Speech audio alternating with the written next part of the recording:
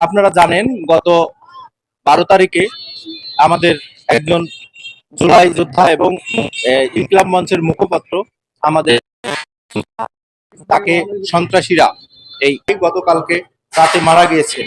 আমরা চেয়েছিলাম এবং এই জুলাই শহীদেরা এবং জুলাই যোদ্ধারা চেয়েছিল যে এই দেশটা হবে স্বাধীন এবং ফ্যাসিস্ট মুক্ত, কিন্তু তারা যে লক্ষ্য নিয়ে এই যুদ্ধে এবং জুলাই যুদ্ধে অংশগ্রহণ করেছিল সেই যুদ্ধ এখন পর্যন্ত আসলে শেষ হয়নি।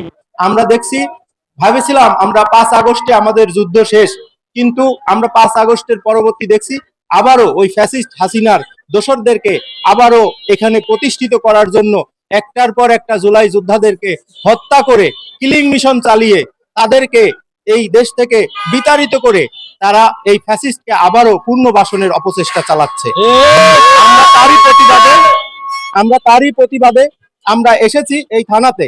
আপনারা জানেন এই থানাতে অনেক আওয়ামী লীগের নেতা রয়েছে, পদধারী নেতা রয়েছে, তারা এই পুলিশের সামনে ঘুরে বেড়ায় কিন্তু তাদেরকে চোখে পড়ে না।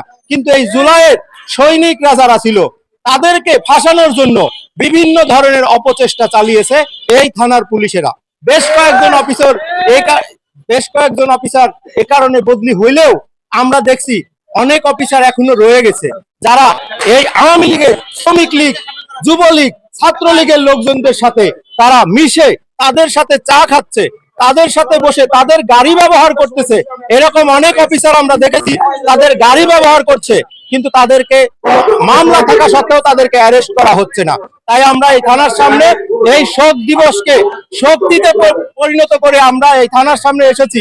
আমরা চাই আর কোনো জুলাই সৈনিকের উপর যেন না হামলা হয় এবং যারা এই জুলাইয়ে সন্ত্রাসী ছিল তাদেরকে অনতি বিলম্বে গ্রেফতার করা হোক।